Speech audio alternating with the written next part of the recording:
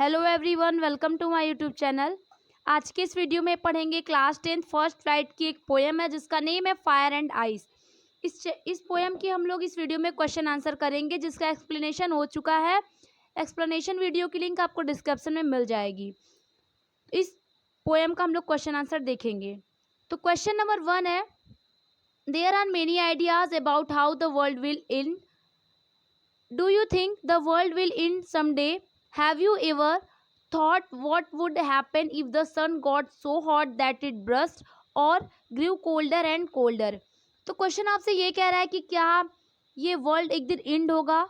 क्या सूर्य के बहुत ज़्यादा कोल्ड हो जाने से एंड होगा या फिर बहुत ज़्यादा हॉट हो जाने से एंड होगा? आपका विचार क्या है? आप अपना विचार लिखिए। तो देखिए, आप लिखेंगे there are many ideas about how the world will end. आप लिखिएगा definitely yes there are many ideas. यहाँ पे बहुत सारे तरीके हैं इस धरती को खत्म करने के, खत्म होने के। Scientist are interpreting in many ways. इस बात पे विचार साइंटिस्ट भी करते रहे हैं। It is quite possible that in the ageing process of nature the world may end. एक न एक दिन तो नेचर को ज़रूर खत्म होना है। या तो the sun may be so hot that it may burst, या तो सूर्य इतना गर्म हो जाए कि वो फट जाए गर्मी के कारण, या तो or it may slightly be disturbed so that it create extreme fall in the temperature and make the climate freezing। या तो इतना क्लाइमेट हमारा ठंडा हो जाए, फ्रीज हो जाए कि सब कुछ अपने आप वैसे ही ख़त्म हो जाए। ओके, तो यहाँ पे आपको लिखना है, अपनी भाषा में भी लिख सकते हैं कि हाँ एक दिन ज़रूर अर्थ ख़त्म होगी। 2 बार ख़त्म होना होगा तो एक बार आइस और एक बार फायर से ख़त्म होगी, क्योंकि लोगों की इच्छाएं, लालच इतना बढ़ चुका है। और ये बात साइंटिस्ट भी मान चुके हैं कि एक दिन अर्थ को जरूर ख़त्म होना, चाहे वो जैसी भी ख़त्म हो। आप लिख दीजिएगा कि जब गर्म हो जाएगी तो गर्मी के कारण फट जाएगी, या तो फ्रिज होने के कारण फट जाए, लेकिन फटेगी ज़रूर। क्वेश्चन सेकंड है कि for Frost what do fire and ice stand for? Here are some ideas. नीचे आपको कुछ ये ब्रैकेट में वर्ड्स दिए गए हैं। इन वर्ड्स को आपको देख के बताना है कि फायर से रिलेटेड है या आइस से रिलेटेड है। ठीक है, तो आप नीचे फायर हेडिंग डालेंगे कि for Frost fire stand for, यानी कि फायर से हम क्या समझते हैं और एक आइस से क्या समझते हैं। ठीक है, इस बॉक्स के बने गए सभी वर्ड्स को आप छांट करके फायर को जो रिलेट करेगा फायर बॉक्स में लिखेंगे और जो आइस को रिलेट करेगा आइस में। Greed, intolerance, avarice, rigidity, cruelty, insensitivity, lust, coldness, conflict, indifference, fury, hatred. इन सब वर्ड में से कौन सा फायर को इंडिकेट कर रहा है, कौन सा आइस का, आपको इसको अलग अलग लिखना है। तो पहले फायर का देख लेते हैं।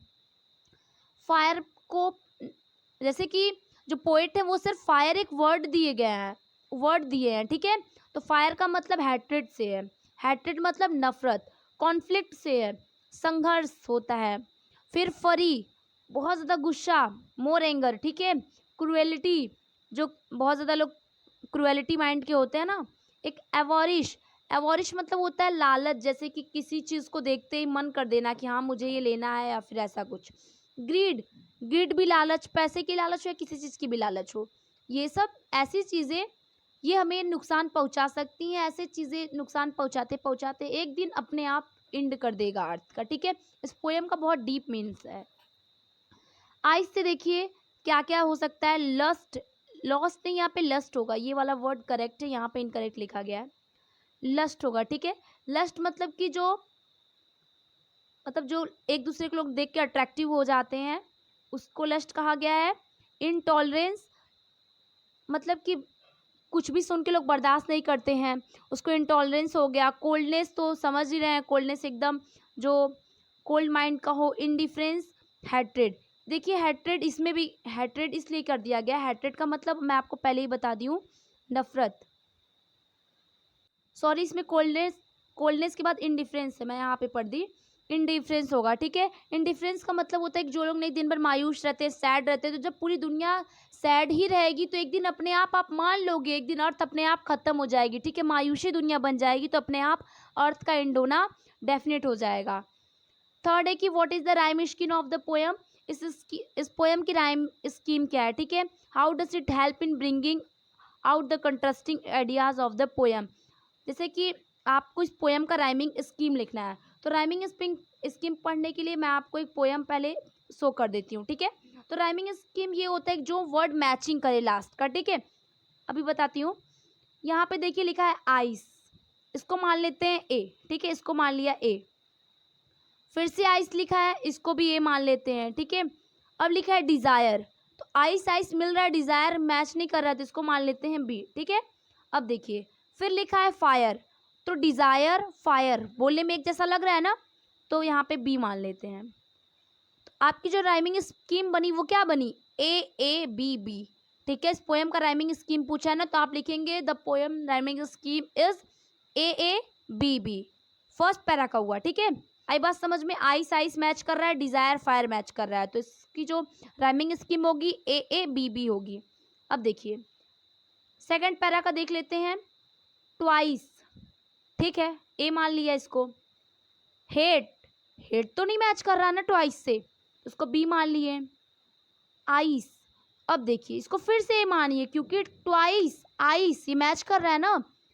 अब देखिए फिर एक ग्रेट, हेट और ग्रेट मैच कर रहा है, इसकी राइमिंग स्कीम भी हम बी बना लेते हैं, ठीक है, क्योंकि यहाँ के हेट से ये मैच कर रहा है। अब सफिस है, तो सफिस के भी लास्ट में आइस ही हुआ है, ठीक है, तो सफाइस में पढ़ सकते हैं, तो ट्वाइस आइस सफाइस एक जैसा है, हेट और ग्रेट एक जैसा है।